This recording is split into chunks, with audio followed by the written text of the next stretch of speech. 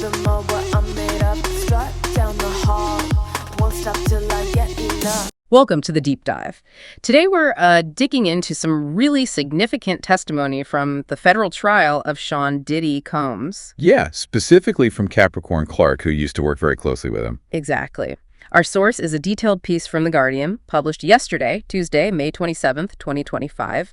It lays out her allegations pretty clearly. And our goal here, I think, is to really unpack what she said under oath and figure out how it fits into this massive trial. Right, because you've got a former insider, someone right there, giving testimony against a huge figure who's already facing these very serious sex trafficking charges.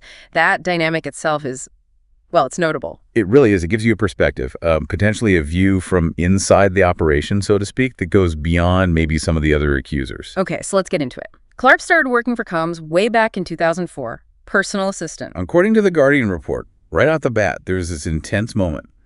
Combs finds out she used to work for Suge Knight. Yeah, and her testimony was that Combs told her, basically, if anything happened, meaning like leaks or problems, he would have to kill me. First day on the job. Wow.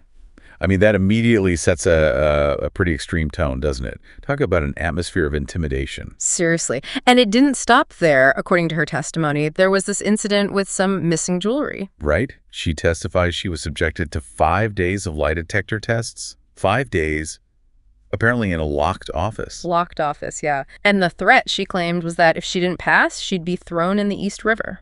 I mean, whether true or not, just alleging that paints a picture of extreme pressure, extreme tactics. Absolutely. Now, she did leave in 2006. She testified it was after Combs physically pushed her because she wasn't happy about her job being split with someone else. But then she came back. She did.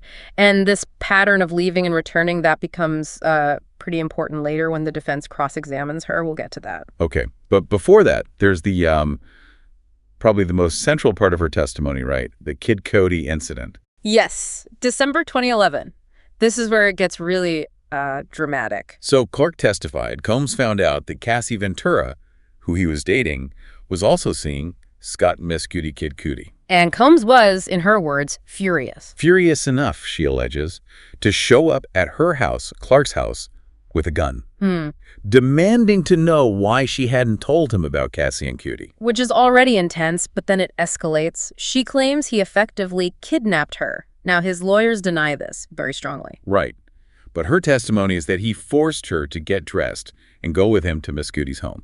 And his stated intention, according to her testimony reported in The Guardian, was, get dressed, we're going to go kill Miss Cudi. Even though she said she didn't want to go. Exactly. She testified she explicitly said she didn't want to. The details she gave about the drive itself are, well, pretty vivid. A security guard driving, Combs in the passenger seat, allegedly with the gun just sitting in his lap. Yeah, details like that tend to stick with the jury, you'd think. So they get to Miss Cudi's place. He's not there. Combs and the guard apparently go inside anyway. And Clark.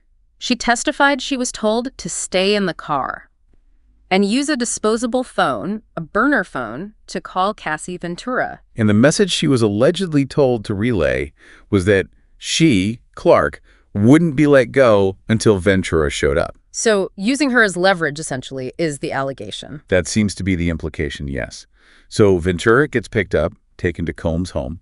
And this is where Clark says she witnessed Combs physically attacking Ventura. She testified she saw him kicking and beating her when she arrived. Which lines up with Ventura's own testimony about abuse. Right, and Clark added that Combs allegedly told both her and Ventura not to talk to the police about any of it. And specifically to make sure Kid Cudi didn't go to the police either. That seems like potential witness tampering, if true. It certainly raises that question. And like you said, this connects dots. Miss Cudi himself had testified earlier, didn't he? About Combs breaking into his home around that time. Yes, exactly. Yeah. And Miss Cudi also testified about his car being set on fire shortly after, something he believed Combs was behind. So Clark's account, if believed, provides a sort of narrative link, another perspective on Combs's alleged rage over that relationship. It supports those other claims. It potentially corroborates parts of their stories, yeah.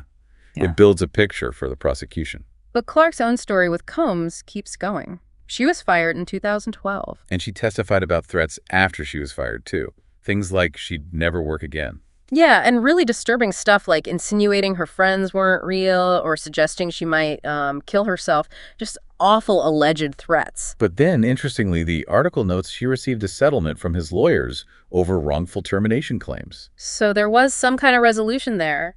Yet she went back to work for him again in 2016, this time as Cassie Ventura's creative director. And her explanation, according to the report, was basically that she couldn't find other work. The alleged threats about never working again, maybe they felt real. It really highlights that potential vulnerability, doesn't it? You know, the economic pressure, maybe fear. It complicates that simple question of why didn't you just leave? It's often not that simple. Definitely. And she also testified that during that time, Combs had final say on everything related to Ventura's career. More control alleged. Okay, so that brings us to the cross-examination. How did the defense push back on all this? Well, they seem to hammer that point we mentioned, her returning to work for him repeatedly. It makes sense. They're trying to undermine her credibility. If she feared him so much, if he did these terrible things, why keep going back? Exactly. And the defense lawyer brought up a meeting Clark apparently had with Combs' legal team just last year. So after the federal investigation was already public knowledge. Yes. And in that meeting, the defense claimed Clark expressed interest in becoming Combs' chief of staff, a top job. Wow. Okay, that's definitely a point the defense would want the jury to hear. Suggests she didn't fear him or maybe saw an opportunity.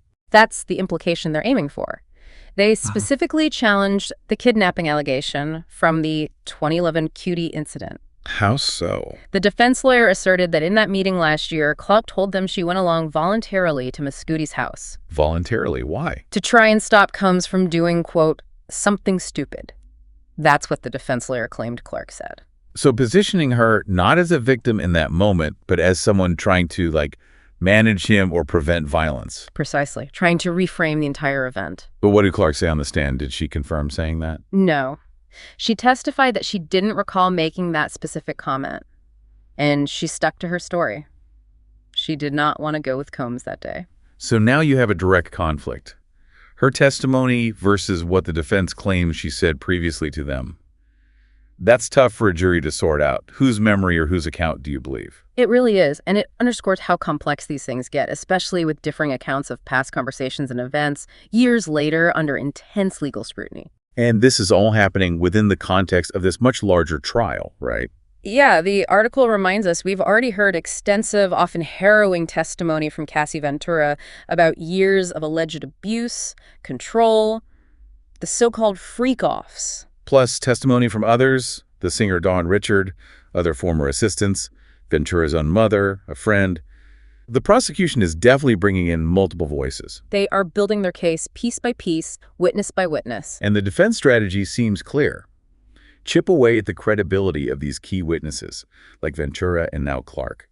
Offer alternative explanations for their actions, like Clark returning to work. Right. And this trial is far from over. The Guardian mentions it's expected to last about 6 more weeks. There's a lot more testimony, more evidence to come, presumably from both sides. The stakes for Combs are obviously incredibly high.